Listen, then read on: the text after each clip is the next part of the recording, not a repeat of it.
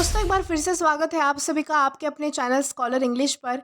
मेरा नाम है दीपिका कुमावत और मैं इस चैनल पर वेरियस कॉम्पिटिटिव एग्जाम्स के लिए इंग्लिश सब्जेक्ट टीच करती हूँ। तो बेसिकली आज की इस वीडियो में हम डिस्कस करने जा रहे हैं द हिंदू एडिटोरियल का वोकैब एनालिसिस। आशा करती हूँ कि आप इन सेशंस के साथ रेगुलरली जुड़ रहे हैं और इनका बेनिफिट भी उठा रहे हैं।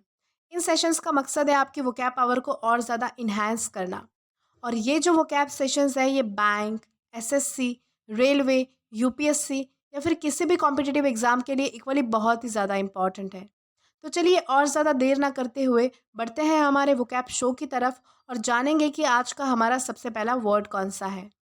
तो आज का हमारा सबसे पहला वर्ड है प्रॉम्प्ट। प्रॉम्प्ट का मतलब होता है तुरंत, यानी कि बिना देर किए हुए।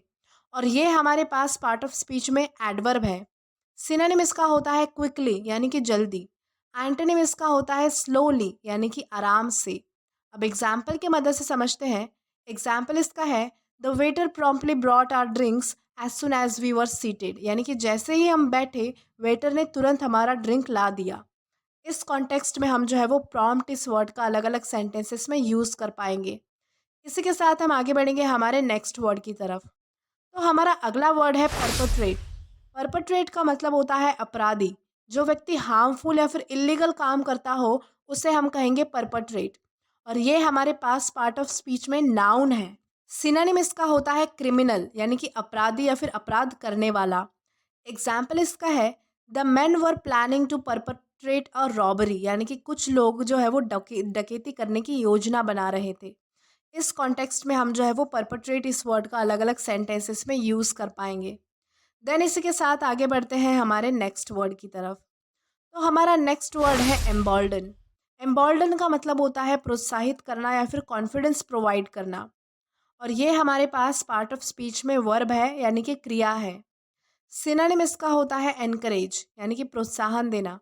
एंटोनिम इसका होता है डिस्करेज, यानी कि निराश करना। एग्जाम्पल है her friend emboldened her to live her life according to her wish, यानी कि उसकी फ्रेंड ने उससे अपना जीवन अपनी मर्जी से जीने के लिए प्रोत्साहित किया, प्रेरित किया। इस कॉन्टेक्स्ट में हम जो है वो एम्बॉल्डन इस वर्ड का अलग अलग सेंटेंसेस में यूज़ कर सकते हैं। देन हम आगे बढ़ेंगे हमारे नेक्स्ट वर्ड की तरफ। देन हमारा अगला वर्ड है बूम। बूम का मतलब होता है उछाल या फिर तेज़ी। किसी चीज़ में ग्रोथ आना उसे हम कहेंगे बूम। ये हमारे पास पार्ट ऑफ स्पीच में नाउन है। सिनोनिम इसका होता है ग्रोथ, यानी कि बढ़ोतरी। एग्जाम्पल इसका है the cities economy benefited from the tourism boom during the summer months, यानी कि गर्मी के महीनों के दौरान पर्यटन में उछाल से शहर की अर्थव्यवस्था को लाभ हुआ। इस कॉन्टेक्स्ट में हम जो है वो बूम इस वर्ड का अलग अलग सेंटेंसेस में यूज़ कर पाएंगे। देन इसी के साथ आगे बढ़ेंगे हमारे नेक्स्ट वर्ड की तरफ और जानेंगे कि हमारा नेक्स्ट वर्ड कौन सा है। देन हमारा अगला वर्ड है बुलिश। बुलिश का मतलब होता है तेज़ी या फिर किसी चीज़ को लेकर पॉजिटिव या फिर होपफुल होना, उसे हम कहेंगे बुलिश। ये हमारे पास पार्ट ऑफ स्पीच में एग्जेक्टिव है, यानी कि विशेषण है। सिनोनिम इसका होता है ऑप्टिमिस्टिक या फिर होपफुल। ऑप्टिमिस्टिक का मतलब होता है जो फ्यूचर के बारे में अच्छा सोचता हो, पॉजिटिव सोचता हो। होपफुल का मतलब होता है आशा रखना। एंटोनिम इसका होता है पेसिमिस्टिक। पेसिमिस्टिक का मतलब होता है जो फ्यूचर के बारे में नेगेटिव थॉट्स रखता हो।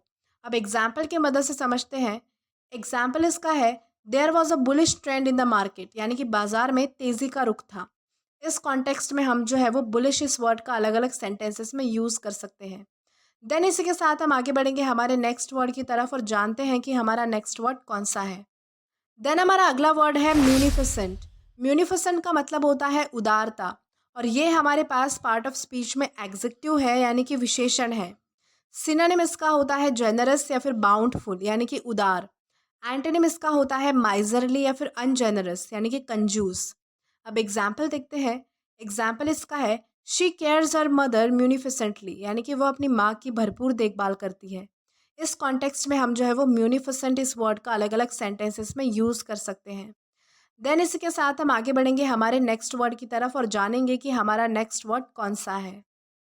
देन हमारा अगला वर्ड है फाइन ट्यून। फाइन ट्यून का मतलब होता है संवारना। किसी चीज़ को बेस्ट बनाने के लिए उसे संवारना, उसे हम कहेंगे फाइन ट्यून। ये हमारे पास पार्ट ऑफ स्पीच में वर्ब है, यानी कि क्रिया है। सिनोनिम इसका होता है एडजस्ट या फिर मॉडिफाई, यानी कि संवारना या फिर अच्छा बनाना।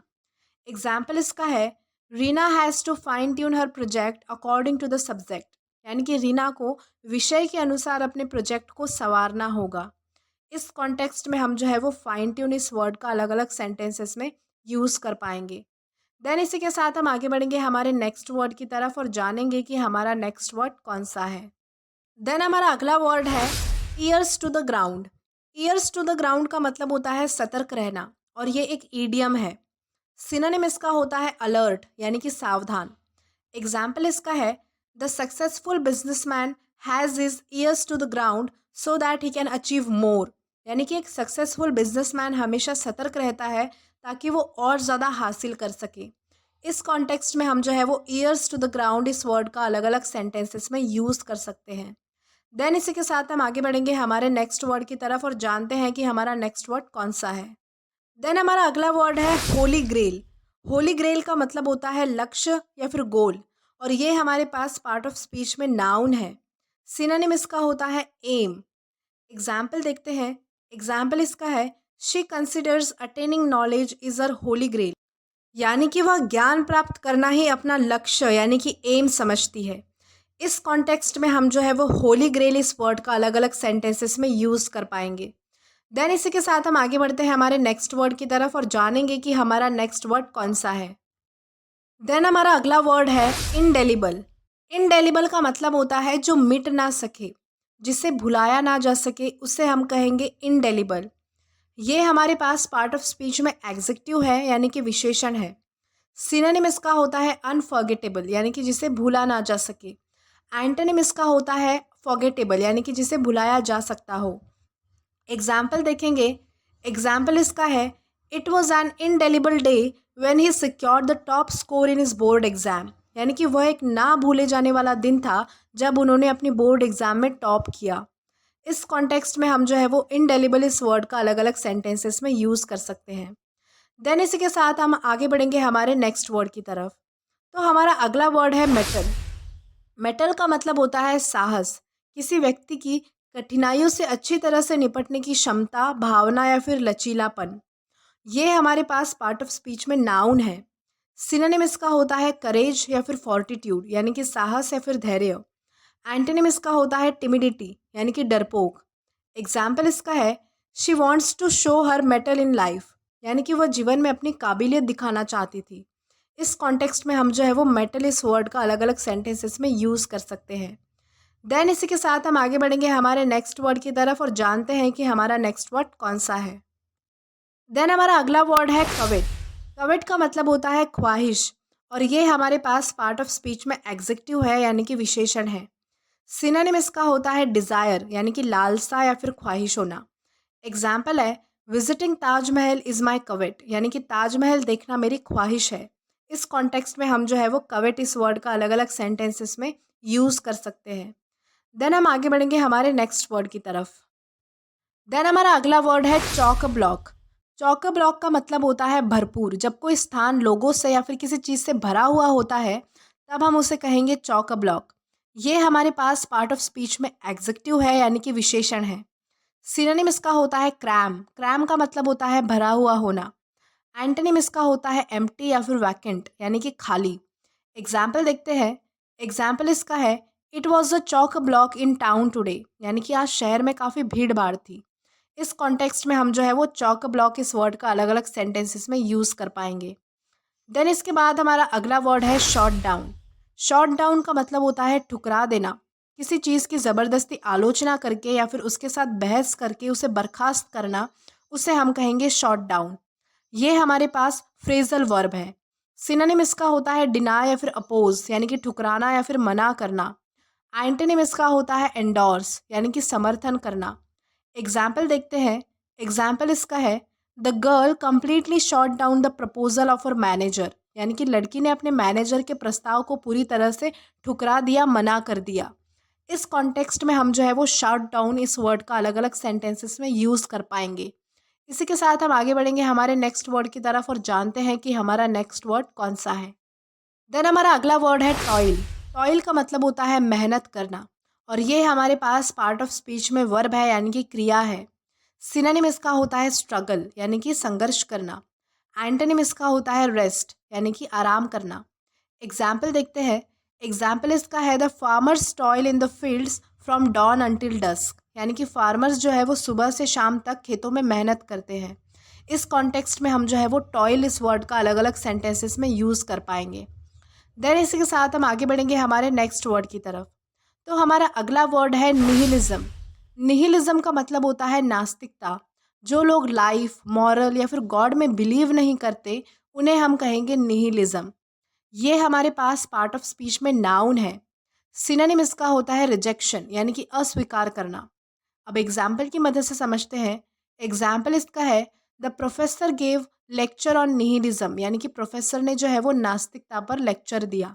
इस कॉन्टेक्स्ट में हम जो है वो निहिलिज्म इस वर्ड का अलग अलग सेंटेंसेस में यूज़ कर सकते हैं। देन इसी के साथ हम आगे बढ़ेंगे हमारे नेक्स्ट वर्ड की तरफ और जानेंगे कि हमारा नेक्स्ट वर्ड कौन सा है। देन हमारा अगला वर्ड है प्लॉय। प्लॉय का मतलब होता है युक्ति या फिर प्लान। किसी चीज़ से बचने के लिए या फिर खुद के फ़ायदे के लिए बनाया गया प्लान, उसे हम कहेंगे प्लॉय। ये हमारे पास पार्ट ऑफ स्पीच में नाउन है। सिनोनिम इसका होता है टैक्टिक या फिर मूव, यानी कि चाल या फिर प्लान। एग्जाम्पल इसका है her illness was a ploy to avoid attending the meeting, यानी कि उसकी बीमारी उस मीटिंग को अटेंड ना करने से बचने के लिए एक चाल थी। इस कॉन्टेक्स्ट में हम जो है वो प्लॉय इस वर्ड का अलग अलग सेंटेंसेस में यूज़ कर पाएंगे। देन इसी के साथ हम आगे बढ़ते हैं हमारे नेक्स्ट वर्ड की तरफ। तो हमारा अगला वर्ड है आर्डेंट। आर्डेंट का मतलब होता है उत्साही, और ये हमारे पास पार्ट ऑफ स्पीच में एग्जेक्टिव है, यानी कि विशेषण है। सिनोनिम इसका होता है पैशनेट या फिर फर्वेंट, यानी कि जुनूनी या फिर उत्साह भरा। अब एग्जाम्पल देखते हैं। एग्जाम्पल इसका है Jimmy show an ardent interest in learning how to play the piano, यानी कि जिमी ने जो है वो पियानो बजाना सीखने के लिए गहरी रुचि दिखाई। इस कॉन्टेक्स्ट में हम जो है वो आर्डेंट इस वर्ड का अलग अलग सेंटेंसेस में यूज़ कर सकते हैं। देन इसी के साथ हम आगे बढ़ेंगे हमारे नेक्स्ट वर्ड की तरफ और जानेंगे कि हमारा नेक्स्ट वर्ड कौन सा है। देन हमारा अगला वर्ड है चाइड। चाइड का मतलब होता है डांटना, और ये हमारे पास पार्ट ऑफ स्पीच में वर्ब है, यानी कि क्रिया है। सिनोनिम इसका होता है स्कोल्ड, यानी कि डांटना डपटना। एंटोनिम इसका होता है प्रेज, यानी कि तारीफ करना। एग्जाम्पल है she chided the man who drove on the wrong path, यानी कि उसने गलत साइड गाड़ी चलाने वाले व्यक्ति को डांटा। इस कॉन्टेक्स्ट में हम जो है वो चाइड इस वर्ड का अलग अलग सेंटेंसेस में यूज़ कर पाएंगे। इसी के साथ हम आगे बढ़ेंगे हमारे आज के आखिरी वर्ड की तरफ और जानेंगे कि हमारा लास्ट वर्ड कौन सा है। तो आज का हमारा लास्ट वर्ड है डिम्यूनिटिव। डिम्यूनिटिव का मतलब होता है छोटा, और ये हमारे पास पार्ट ऑफ स्पीच में एग्जेक्टिव है, यानी कि विशेषण है। सिनोनिम इसका होता है स्मॉल या फिर लिटिल, और एंटोनिम इसका होता है एनॉर्मस, यानी कि बड़ा या फिर विशाल। एग्जाम्पल देखते हैं। एग्जाम्पल इसका है despite its diminutive size the car is quite comfortable, यानी कि अपने छोटे आकार के बावजूद कार जो है वो कंफर्टेबल है, आरामदायक है। इस कॉन्टेक्स्ट में हम जो है वो डिमिनिटिव इस वर्ड का अलग अलग सेंटेंसेस में यूज़ कर सकते हैं। तो आज के लिए बस इतना ही। अगर वीडियो पसंद आया हो तो do like this video, subscribe the channel and share as much as you can. Till then keep learning. Thank you.